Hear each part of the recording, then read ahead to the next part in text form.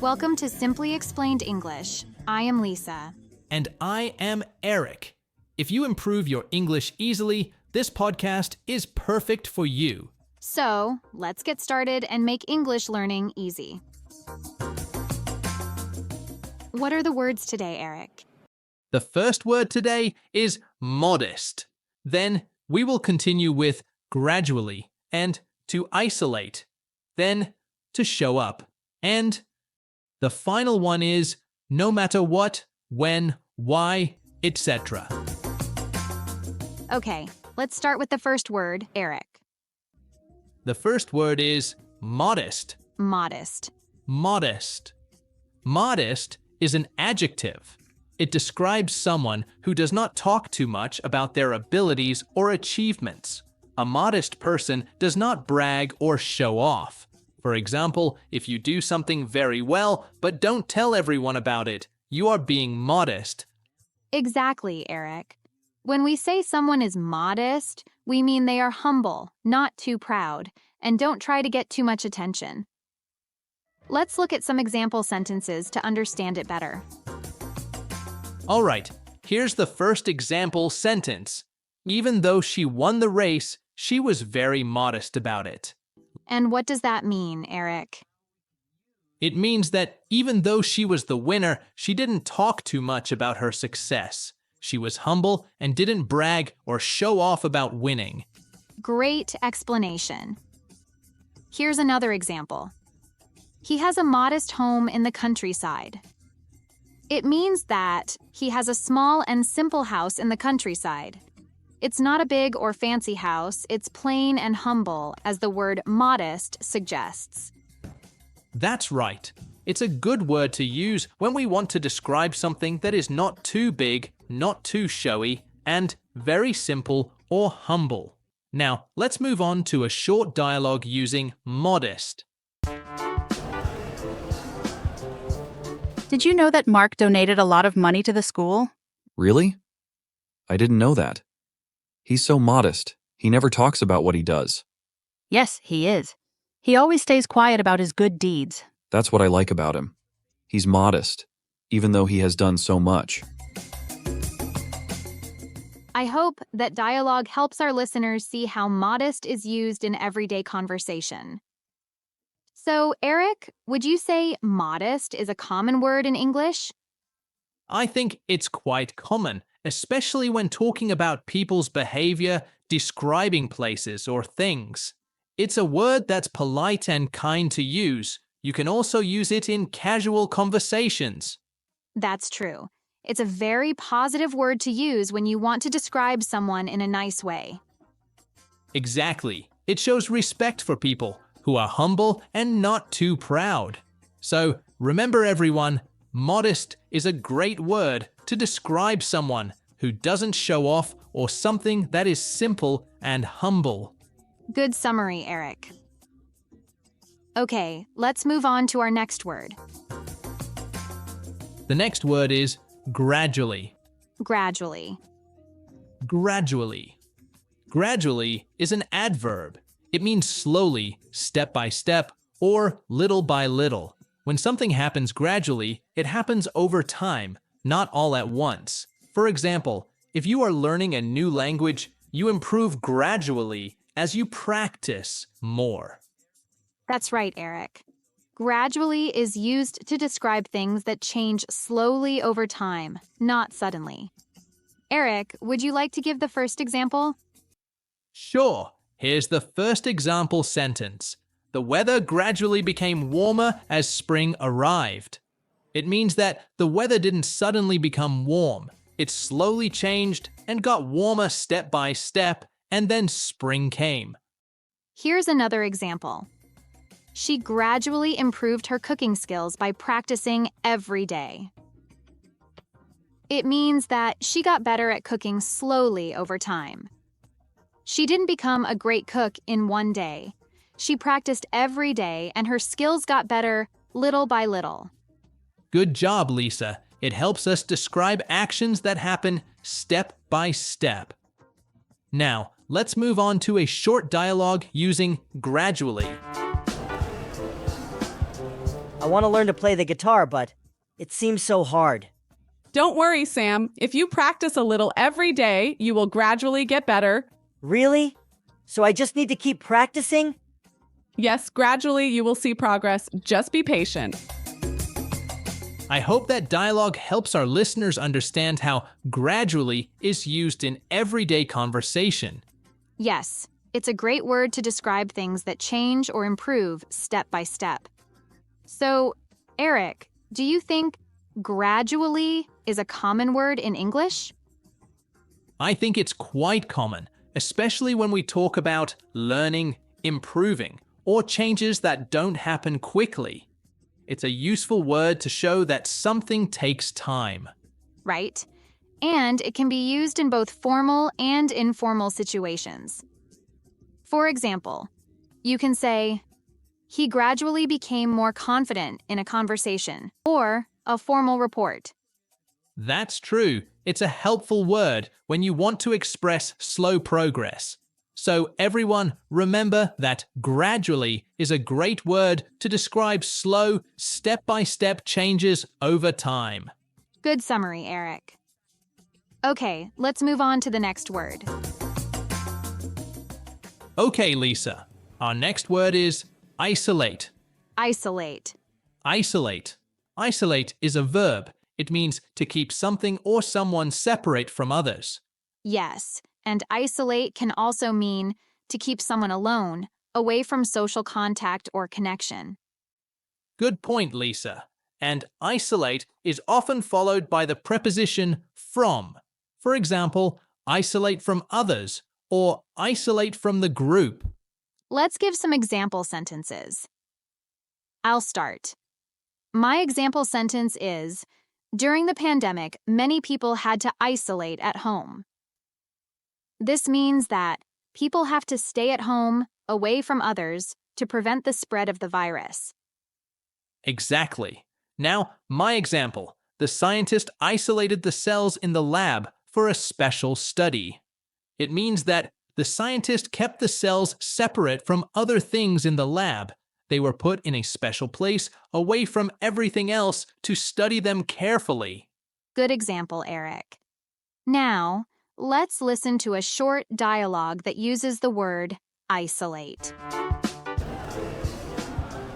Hello, Mrs. Green. I'm calling to let you know that we need to isolate your son Jack for a few days. Oh no, why do you need to isolate him? Jack has a cold and we want to make sure he doesn't spread it to the other children. I understand. I will keep him isolated at home until he feels better. So, in this dialogue, the word isolate is used when the teacher talks about keeping Jack away from the other children to prevent them from getting sick. That's right, Eric. Now, let's talk about isolate. Eric, do you think isolate is a common word in English? I think it became very common during the pandemic. People often talked about self-isolating to stay safe and protect others. It's a useful word to know when talking about health or science. Yes, I agree. Is it more formal or informal? I'd say isolate can be both. It's commonly used in both everyday conversation and in more formal writing, like in scientific or medical contexts. That makes sense. It also, isolate, can be used physically or emotionally. You can isolate a person physically, or you can isolate them socially. Exactly, Lisa. For example, he isolated himself from his friends because he needed some time alone. It's about being alone, away from others.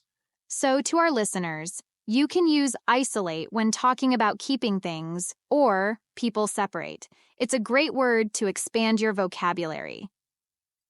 Okay, Eric, I think we've explained isolate fairly enough. Shall we move on the next word? Yes, let's do that, Lisa. The next word is show up. Show up. Show up. Show up is a phrasal verb. It means to arrive or appear somewhere, often unexpectedly or after being late. For example, if you are invited to a party and you go there, you show up at the party. Exactly. It's like saying, to come or to arrive, but we use show up when we want to focus on someone actually being there or appearing. Now let's look at some example sentences to understand it better. Sure, here's the first example sentence. Tom didn't show up for the meeting yesterday. It means that Tom did not arrive or come to the meeting yesterday. Everyone was expecting him, but he wasn't there. Here's another example. She always shows up late to class. It means she arrives late for class every time. She does not come on time. Good example, Lisa. Now, let's move on to a short dialogue using show up. Did you see Lisa at the party last night? No, she didn't show up. I was waiting, but she never came. Really? She told me she would definitely show up. Maybe something came up. Maybe. I hope she's okay. Next time. I hope she shows up on time. It was a useful dialogue that helps you see how show up is used in everyday conversation. Yes, it's a very useful phrasal verb to know. So, Lisa, would you say show up is a common phrase in English? Oh, absolutely. We use it all the time. It's very informal and friendly, perfect for talking with friends or family. And it can also be used in more serious situations. For example, if someone doesn't show up for an important appointment, it could be a problem. That's true. So, it's important to learn because you can use it in many casual and serious situations. Exactly. So, remember everyone, show up means to arrive or come somewhere. It's a simple but very handy phrase. Well, it is time to explain today's last word. Yes, Lisa. The last phrase we have is no matter what, when, why, etc. No matter what, when, why, etc. This is a very useful phrase in English. We use no matter to say that something is important or true in any situation. For example, no matter what means it doesn't change what happens. No matter when means it doesn't change when it happens. And no matter why means it doesn't change why it happens. Wow, Eric, you explain it in a very nice way. Thank you, Lisa. I hope our listeners understood it as well. I hope so, Eric. Okay, let's look at some examples to understand it better. Sure, here's the first example sentence. I will help you no matter what. It means that I will help you in any situation. It doesn't matter what happens. I will always be there to help. I will help in every case. Great explanation. Here's my example. We will finish the project on time, no matter how hard it is. What does that mean, Lisa? It means we will complete the project by the deadline, even if it is very difficult.